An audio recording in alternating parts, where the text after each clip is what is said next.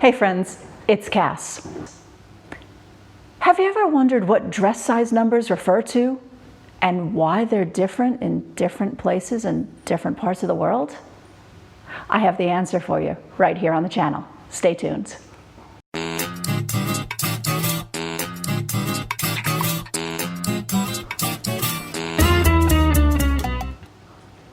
So, dress sizes. First, let me put on my historian hat for a second.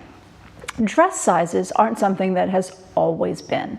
It used to be you had your clothes made for you. So you didn't go to a store and buy a dress off the rack, as it were. You didn't need to know what size you were. You bought a dress from a secondhand store, and if it was big enough, you took it in for yourself. It was too small, you added fabric to it to make it big enough for you. Or if you were lucky enough, you had a tailor who made your clothing for you. And so there was no need to have numbered dress sizes. Then there was. In the early 20th century, the ready-to-wear industry sprung up. With a great flowering of the fashion industry, more normal everyday people were participating in fashion. And the fashion industry decided to figure out a way that they could sell to more people. And the way they could sell to more people was, instead of making one-of-a-kind outfits for wealthy clients, they could make a bunch of outfits for everybody. And this economy of scale made the outfits less expensive. But they had to figure out how to make the outfits fit a lot of people. Madeleine Vianney, who famously pioneered the bias cut dress that we think of, the icon of the 1930s being the bias cut dress, that was Madeleine Vianney's work.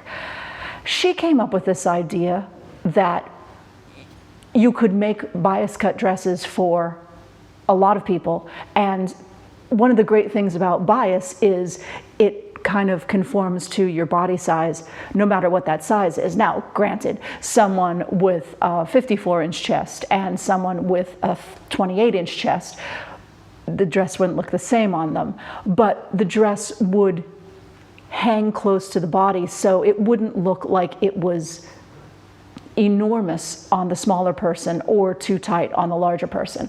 Of course, we're not talking about those kind of size ranges. Maybe a size range where bust sizes varied 6 to 8 inches. They could all wear the same size bias cut dress. So that's what Madeleine Vianney did, and she put out a bunch of ready-to-wear clothing that were all the same size, and people bought them. But then the fashion industry got this idea that they could do this if they made things in people's sizes. And so they had to figure out what people's sizes were. And there have been a lot of attempts here and there. But in 1939, the United States executed a systematic measurement of 5,000 women. And they were measured on 88 different points. And these measurements were all put into a database, and then averages were taken from these measurements. Now, there was a problem with this. Two very large problems. One problem is that women of color were indeed included in the measurements.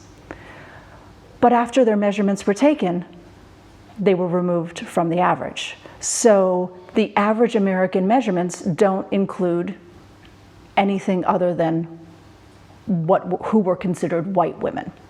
So that throws things off for the average American. The other thing was that women got paid to be measured, and it was the 1930s. It was the Great Depression. So a great number of the women who contributed to their measurements to this database were poor women. So we have a socioeconomic problem with the measurements, as well as an ethnicity problem with the measurements. So the measurements aren't representative. However, all of the measurements used in the United States to this day are based on this model. And that's where American measurements come from. And they still don't seem to make sense. But I'm going to try to explain to you where they come from, and then you'll understand that they used to make sense, they just don't make sense any longer. Once upon a time, when the measurements were first taken, the idea was to have a measurement that had meaning. So the most important measurement in women's clothing at the time was her bust measurement. Oftentimes, you would buy patterns and they went by bust measurement, or they went by bust and hip. But the most important measurement was a bust measurement. The idea was that people have bigger waists and smaller waists, and a seamstress could take in that part of the dress, but the bust needed to be the correct size for the garment to fit properly. And that's not a bad idea. So the first women's dress sizes were based on the bust measurement in US inches, English system inches. And it wasn't the full bust measurement. If your bust measured 36 inches, you didn't wear a size 36. Whereas in men's off-the-rack clothing, if your chest is 42 inches, you wear a size 42 jacket. It's very simple. If your waist is 36 inches, you wear a size 36 trouser. Women's clothing was also kind of like that, but not precise, or not as obviously. So if you had a size 36-inch bust, you didn't wear a size 36, you wore a size 18. And you will notice, my friends who are good at math, that 18 is half of 36. And the reason for this is because the pattern piece for a dress, the front or the top of a dress for a woman with a 36-inch bust is 18 inches across, plus seam allowance, plus other things. But when you make a pattern, you think of this as 18 inches. And 18 inches is half of 36. So when patterns were sold, they were sold, oh, this is an 18-inch pattern, meaning this will fit a bust of 36 inches. There's a little something else in here that is coincidental, but interesting. Dress patterns were also sized for age. And much like children's clothing, I think children's clothing might still be sized this way. I don't know, I don't have children. But I remember when I was a child and I was 6 years old, I wore a size 6. And the reason it was a size 6 was because it was meant to fit the average 6-year-old child. And 8, 10, 10, 12, 12. And then you get into 14 and then adolescence hits and everything goes crazy. Pattern sizes, women's dress sizes were also like this. A size 14 was meant to fit a young teenager. A size 16 was meant to fit a girl of 16 years old. Once you got to 18, that was an adult size. And then of course, you didn't just have 18, you had 20, but nobody thought you were going to change from a size 18 to a size 20 or a size 32-inch bust to a size 40-inch bust between the ages of 18 and 20. It's almost as if the sizes got to 18 and then they went from this is your age to this is your size or this is your measurement. So, 20, 22, 24, 26, 28, 30, those were bust sizes, but below 18 were all ages. And that's not to say that a 12-year-old can't wear a size 18.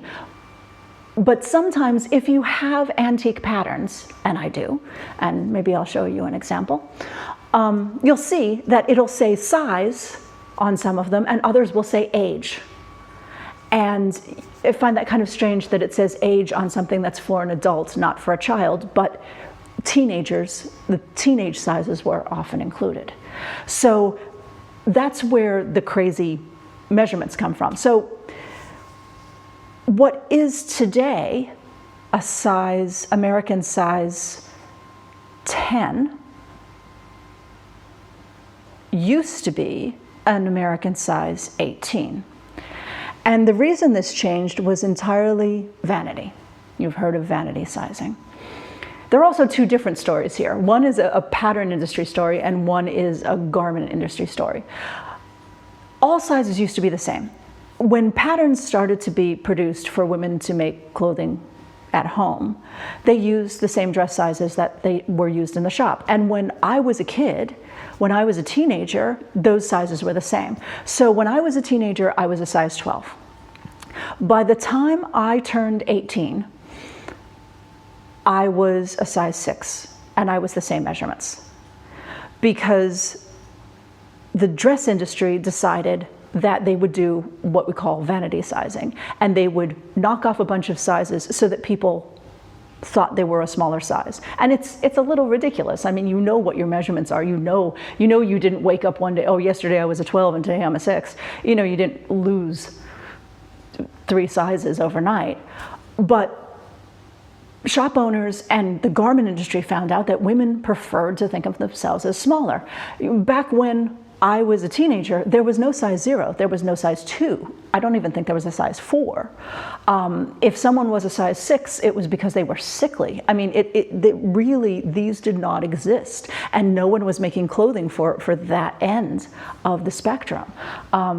Friends of mine who were very slight were still wearing preteen clothes instead of wearing adult sizes. And then that's a whole other thing. There used to be teen sizing and all this kind of stuff.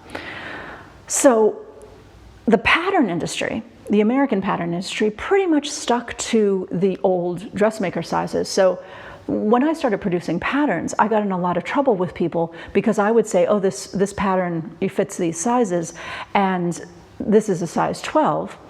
And I got hate mail from people saying, I've never been a double-digit size in my entire life. I made your size 12 and it doesn't fit me. Because they were a size 12 dress, not a size 12 in the pattern size, and no one looks at the back of the pattern. So I changed everything to letters and I figured, hell with it. I'm not doing your numbers. Not doing your numbers. I'm making something up myself. And now we do A through K, which you have to go look it up, because it's A through K. And I did that on purpose so that people wouldn't fixate on the number they had in their head, or the number that had significance for them. And also so they wouldn't get hung up on, oh, I want to be a smaller number, because you can want to be a smaller number all you like, but if you cut out that number and you're not those measurements, it's not going to fit you. So that's American dress sizes. Now, why are they so different everywhere else?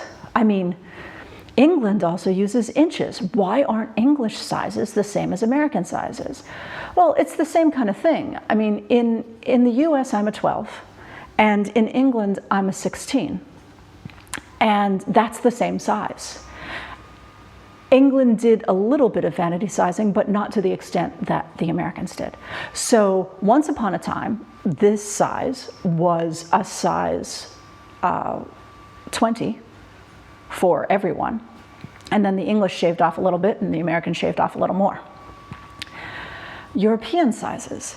European sizes are not standardized. The Italians have a sizing system, the French have a sizing system, and the Germans have a sizing system. The Koreans and the Japanese also have sizing systems. I don't know anything about them. I fully admit they confuse me and I don't know what they're based on. So I'm not going to mention those, only that they're very, very different from the European and American sizing systems. The European sizing system is not difficult to figure out if you think about centimeters. We'll start with Italy. Italy being fashion capital. Don't tell the French. The Italians go by bust size, much like the Americans did way back in the day. So my bust size in centimeters is around 100 centimeters. My Italian size is 50, which is exactly half of 100 centimeters, which makes sense. Go back to the size 18 is a size 36-inch bust. It's exactly the same. So that's how the Italians handle things. All the dresses are sized by bust size. It's half of your bust measurement in centimeters. So if you know your bust measurement in centimeters, you're golden. So what the French do is they take your bust size in centimeters and they subtract 2 from it, and then they divide it in half. So if your bust size in centimeters is 100 centimeters, they subtract 2 from that, which makes it 98, and then they divide by 2, which makes it 46. So your size in Italy is 50, and in France is 46. The Germans go one step further. The Germans take your bust size in centimeters, subtract 4 from it, and then divide in half.